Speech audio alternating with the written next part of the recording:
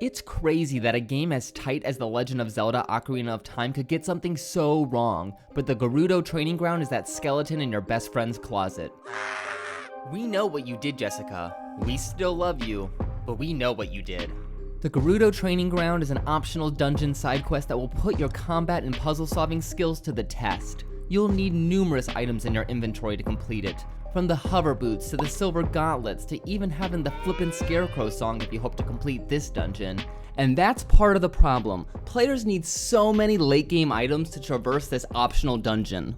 How many players are defeating Twin Rova and thinking to themselves, I just got all the medallions that will grant me the power to enter the dark castle that's hovering over a sea of lava and face off against the main baddie that's been teased from the very start of the game. But first, let's spend more time in the sand. I don't like sand.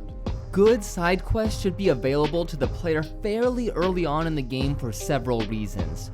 First, it allows players to use and enjoy the side quest reward for a good portion of the game. And two, it can be a good way to break up the main game if a player gets stuck and frustrated. But with the Gerudo's training ground, there is none of that. Just look at the other two major side quests in Ocarina of Time. You have the Child's Mask trading quest, which you can start after first meeting Princess Zelda and then complete after Zora's Domain, which really isn't too far from the first meeting with Zelda.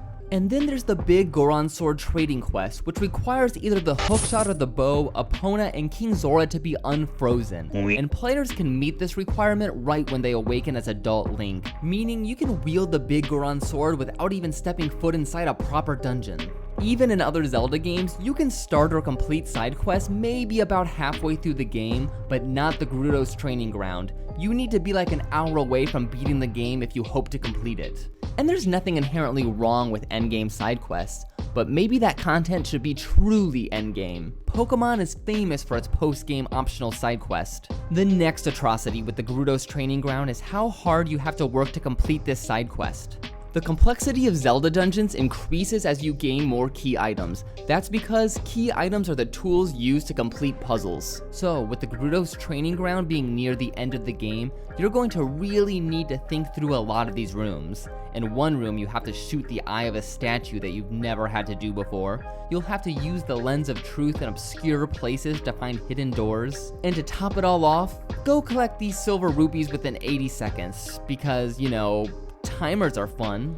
And it's okay to make a side quest challenging. Just look at the Cave of Ordeals or the Savage Labyrinth in Twilight Princess and Wind Waker. But at least those have worthwhile rewards. Which brings us to the final point of Ocarina of Time's most trash side quest, and that is its lame-ass reward. And there are two schools of thought for side quest rewards. One is receiving some incredibly OP or cool piece of equipment that proves you're the baddest gamer around. The other is a completely useless novelty that you still accept as a badge of honor. Think about completing the Pokédex where you just receive a digital certificate. Does it affect gameplay? No. Is it cool? Absolutely. And Zelda Ocarina of Time has both of these types of rewards. The Big Goron Sword, while not completely game-breaking, deals double damage, making a lot of boss fights and enemy encounters easier. And the masks as a kid unlock cool dialogue options and allow players to speak to the Gossip Stones in order to expand the lore of Hyrule. And then there's the reward for the Gerudo's training ground, the Ice Arrows. Yay. And this is the worst kind of side quest reward because it's built up to be this cool optional item, and the reward can be used, but it's completely useless. All they do is temporarily freeze enemies. That's it. You don't need them, thankfully, to get any gold Skulltulas or any heart pieces. The only little Easter egg function that they have is with the Bongo Bongo boss fight, but to even see it firsthand, you'll have to first be a child, get the Lens of Truth, go back to being adult, enter the Shadow Temple, get the hover boots, go to the Desert Colossus, turn back into a child, complete the child side of the Spirit Temple, turn back into adult, complete the god-awful Gerudo's training ground, get the Ice Arrows, and then complete the Shadow Temple. And that's a lot of work to see this. Yeah, you're welcome. I just saved you from having to enter that god-awful Gerudo's training ground. And it's okay for a side quest reward to be useless, as long as it's meant to be useless. Think of collecting all the Korok seeds that grant you that golden turd in Breath of the Wild. The developers know it's useless, the players know it's useless, and it's fun that it's completely useless.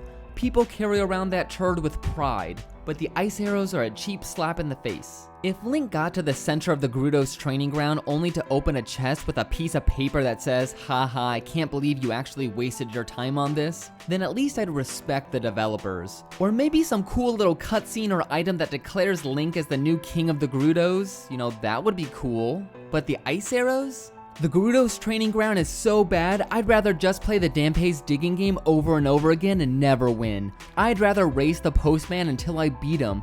I'd rather watch King Zora meep his balls across Hyrule's only source of fresh drinking water for 10 hours straight than set a single foot inside the Gerudo's training ground.